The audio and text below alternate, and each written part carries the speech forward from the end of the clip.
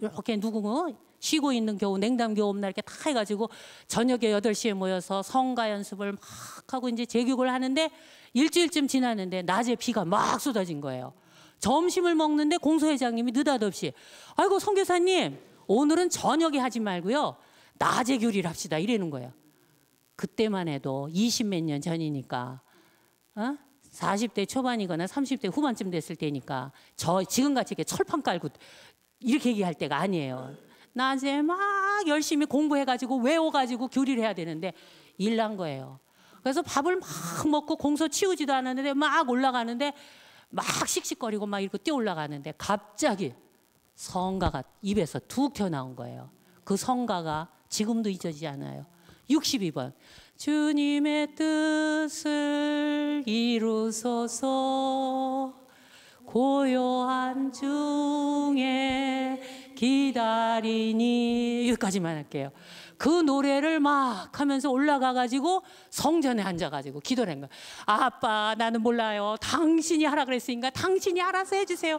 그 얘기 딱 하고 성체조배 30분 하고 그 다음에 딱 자리 참겨놓고 시작을 하는데요. 제가 지금도 눈물이 막 펑펑 났어요. 얼마나 너무너무 감사한 게 뭐냐면 교리를 못했잖아요. 외우지를 못했는데 어제 그제 한 것이 문제가 아니고 여기다 집어넣어 주는 거야. 너 이 얘기하고 거기에는 요거에 맞는 요 예화를 해. 그 다음에 요거 해. 그 다음에 요거 얘기를 해. 그리고 2시간 성가 연습 2시간 교리 2시간을 하는데 무릎 이렇게 꿇고 앉아서 했어요. 4시간이 아프질 않았어요. 여러분 무릎 꿇고 몇 분 앉아 계십니까? 5분 10분이죠. 근데 저는 4시간 앉아있는데 무릎이 아프다는 걸 못 느끼고 제가 그때 나는 없는 것 같았어요. 헛개비 이렇게 있고 말씀하시는데 그 말씀이 다 누가 하시느냐 하면 제가 듣기에 하느님이 하시는 거예요. 그분이 막 떠드시는 거예요. 막. 근데 그때 제가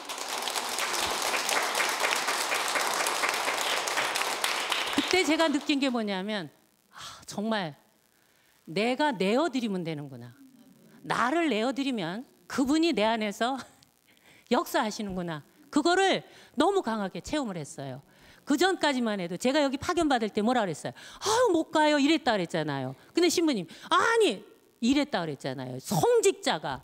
그때 제가 느낀 게 우리는 예만 하면 된다라는 거. 예하면 그동안에 우리가 살아온 신앙생활이란 이런 걸로 내 안에서 누가 역사하시는 거예요? 그분이 역사하신다라는 거예요. 저는 그 다음에는 누가 아무리 먼 그래서 제가 우리나라 외딴 섬이란 섬에는 거의 다 갔습니다. 가라 그러면 네 그러고 간 거예요. 왜요? 그곳에 가서 나를 도구로 내어주면 그분을 진하게 만날 수 있으니까. 그래서 저는 지금까지 굉장히 많은 섬에를 이렇게 돌아다니게 됐습니다. 그것이 바로 우리는 모르지만 내 안에 늘 그분께서 함께 하신다라는 거죠. 함께 하시는데 저와 같이 예 그리고 발을 내밀 때 그분은 어떻게 된다는 거. 말도 못하게 확 잡아 끌어주신다는 거. 근데 우리는 어떻게 하냐면 네 하고 한 발을 안 내밀고 있다는 거예요.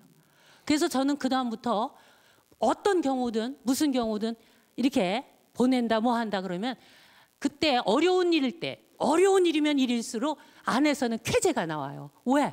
어려운 일일 때 그분을 더 진하게 만나거든요. 그래서 저는 네 그리고 얼른 가요. 근데 막 어떨 때 강의 갈 때 또는 그런 데 파견 받아 갈 때 갈 수가 없을 정도로 막 눈이 오고 폭풍 치고 막 바람 치고 이럴 때도 있어요. 그럴 때는 저는 속으로 웃어요. 왜? 요거 하느님이 오늘 나를 더 진하게 만나게 해준데 요 방해하는구나 이렇게. 그래서 굉장히 기쁘게 갑니다. 저만 이런 게 아니라 우리 성경에 보면 베드로 사도 유명하지요. 그렇죠? 솔직하게 말해서 저보다 더 무식해요. 그죠? 저는 초년이지만 그분은 뭐예요? 어부잖아요. 그런데 지금 우리 베드로 사도 다 우러러보잖아요. 그렇죠? 베드로 사도 딱 하느님에게 이렇게 해가지고 했는데 그때만 해도 아무것도 모르고 졸졸 쫓아다녔는데 누구 덕분에? 예수님 덕분에. 우리말로 말하면 팔자 고친 거죠. 그렇죠? 그러니까 예수님 덕에 팔자 고친 사람이 엄청 많아요. 우리 다 저도 포함해서. 그런데 사람들은 팔자 고친 줄 모르고 사방팔방 다니면서 자기 개발해야 되겠다. 자기 개발서 본다. 참 우리 그러지 맙시다. 그죠? 그래서 우리는 예수님 덕분에 다 팔자 고친 사람이에요. 그렇다면 우리가 지금 제 안에 성령의 신바람이 막 일어나서 창피한지도 모르고 이 자리에 나와서 웃으면서 막 이렇게 떠드는 것도 어떤 의미로는 제 안에 지금 성령이 바람을 막 불고 있다는 거죠. 그렇죠? 그러면 우리 그래도 한번 짚어보는 의미에서 성령이 뭐라고 생각하세요? 성령.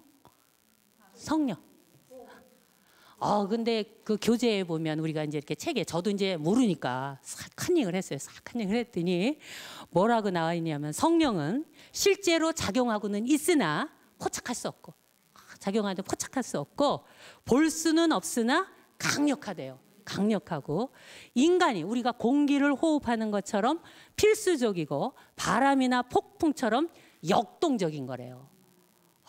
이 말만 들어도 제가 가끔 그런 생각을 해요. 이렇게 가만히 앉아서 저는 밭에서 일을 많이 하는데 밭에서 일할 때 이렇게 기도를 못 하잖아요. 하루 종일 풀 메고 이러고 다니면 그러면 어떻게 하냐면 맨 앞에서 주님의 기도를 해요. 그리고 그 밭 풀 메러 가면서 저 끝에 갈 때까지 성모성을 하고 가요. 그리고 이제 저거 하다 그러면 중간쯤에 다시 주님의 기도를 하고 그러니까 사람들이 다 그래요. 저희 집에 와서 이렇게 보면 나무를 키워서 제가 파는데 우리 집 나무가 다른 집 나무보다 더 잘 자란대요. 그래가지고 처음에 나무를 묘목을 사러 갔는데 묘목시장 사장이 저한테 뭐라 하냐면 이렇게 보니까 그때 서울 살 때였어요. 서울 살 때 시골로 들어갔는데 그러니까 서울 촌년 같고 나무 키울 것 같지도 않고 나무 사다가 다 망칠 것 같고 그러더라고요. 그래서 믿고 그냥 줘보세요. 그런데 그냥 매일 뭐 풀 매주고 막 이렇게 했는데 3년 키웠는데 이만하게 커져가지고 팔려고 갔더니 어디 뭐 나무 요만해서 사갔나 이래요. 그래서 걱정하지 마세요. 와보세요. 그랬더니 깜짝 놀라면서 다른 집에 5년 키운 것보다 크다라는 거예요. 이게 다 하느님이 함께 해준 거 덕분 아닙니까? 그렇죠. 바로 이게 뭘 말하냐면 제가 이렇게 일을 하면서도 늘 하느님에게 기도를 하는 거예요. 제가 일을 하고 있지만 당신이 저에게 열정을 주시고 당신이 필요한 것에 이해하고 갈 수 있는 은사를 주십시오. 이렇게 기도를 하거든요. 그렇죠? 그러면 여러분 우리 그 고린토전서 12장 5절에서 12절 거기에 보면 사도 바오로가 은사에 대한 이야기를 해요. 그렇죠? 은사에 대한 이야기를 하는데 거기에 9가지 은사를 얘기를 해요. 그 은사 혹시 아십니까? 어디 누구? 네 그러신 분이 있어요. 뭐가 기억하십니까? 뭘? 사랑 또 인내, 온유, 절제. 예, 요거는 하나 넘어가서 그거는 열매. 은사는 은사라는 말부터 한번 얘기해 볼까요? 은사는 하느님이 나를 사랑해서 나에게만 특별히 준 선물, 은총의 선물이에요. 그죠? 근데 은총이라는 거는 은혜의 은자, 사랑 총자래요. 그러니까 사랑해서 나에게 공짜로 특별한 선물을 줬대요. 그러면 여러분들은 하느님이 나를 사랑해서 특별히 준 선물 뭐 없으세요? 뭐요? 지식. 또 다른 자매님, 형제님. 뭐요? 믿음. 또 겸손. 또 지혜. 또 열정. 또 지식. 예. 역시. 그러면 한번 짚어보면 9가지 은사가 있죠. 그렇죠? 9가지 은사가 있는데 9가지 은사. 첫 번째 지혜 말씀의 은사, 지식의 은사, 믿음의 은사, 치유의 은사, 기적의 은사 등등 4개는 빼겠습니다. 뒤에 4개 남아있는 거. 그런 여러 가지 은사가 있는데 그 은사를 여러분들이 그 중에 하나라도 나는 있다 그런 생각 마음속으로 한번 해보셨어요? 지금 제가 5가지만 했는데 그 다음에 은사가 예언의 은사, 식별의 은사, 이상한 언어를 말하는 은사, 이상한 언어를 해석하는 은사 이렇게 9가지예요.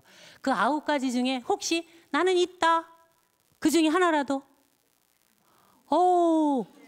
감사합니다. 역시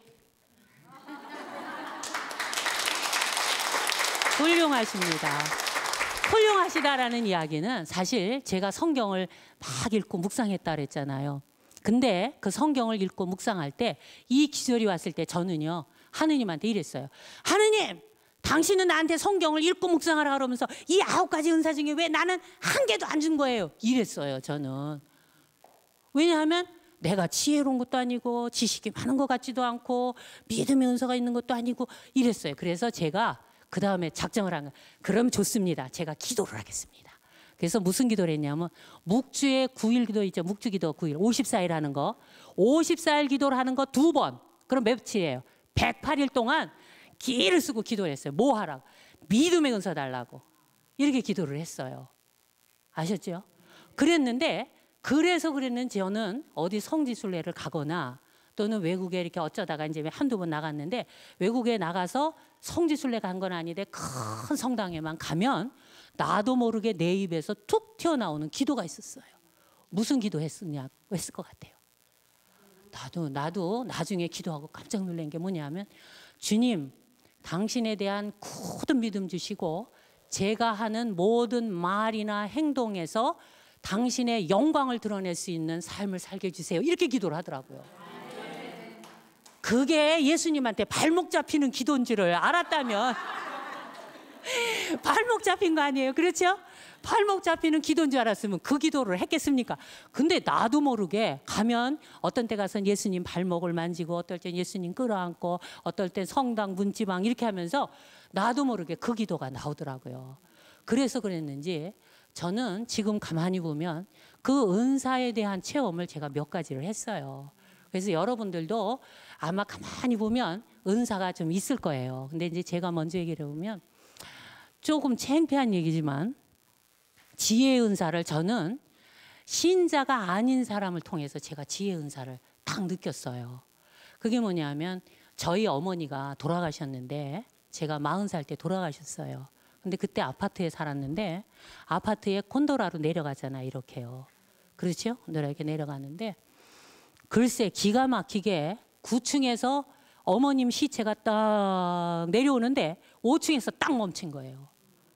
멈췄는데 아무리 기사가 난리를 치고 우리 식구는 다 내려가고 성당에 아주 친한 연령봉사에 하는 언니하고 우리 친언니하고 저하고 셋이만 거기 있었어요. 아무리 눌러도 안 내려가는 거예요. 그런데 저는 그때만 해도 저는 그때 이미 선교사였어요. 선교사였는데 밥통같이 창문 열고 제가 뛰어내리려고 그랬어요. 거기를. 그 5층을. 그때 제 머리에는 뭐가 있었냐면 우리 어머니가 저 때문에 못 가시는 것 같다는 생각이 들은 거예요. 저 때문에 못 가는 생각이 들어가지고 제가 거기를 뛰어내려서 어머니를 안고 내려가야 된다는 생각이 왜 그렇게 강했는지 몰라요. 그래가지고 내려가려고 그러는데 그 연령에 봉사하는 친한 언니가 저렇게 이렇게 끌어왔는데 그때 저는 깜짝 놀란 게 우리 언니는 그 당시에 신자가 아니었어요. 친언니가. 그런데 막 이렇게 보니까 어머니 그 이렇게 기간 동안에 사용했던 성수가 있잖아요. 성수가 진짜 거짓말 안 못하고 병에 1cm도 안 남았어요. 그런데 저를 주면서 정선아, 엄마가 너 때문에 못 가는 것 같으니까 네가 성수를 뿌려. 그럼 어머니가 가실 거야. 이러는 거예요. 그런데 이미 5층을 내려갔으니까 이게 성수 요만큼 한 1cm 정도 남은 거 뿌린들 그게 다 날아가고 그게 닿겠습니까? 그 밑에서 보는 사람, 주변에 있는 사람들이 다 놀란 게 뭐냐면 제가 성수를 딱 뿌리면서 엄마 걱정하지 말고 가세요 그러면서 십자가를 딱 긋고 성수를 뿌렸는데 거짓말 안 못하고 관에 빨간 그 이름 쓴 천 위에 있잖아요. 명확하게 십자가로 딱 그려지는 거예요.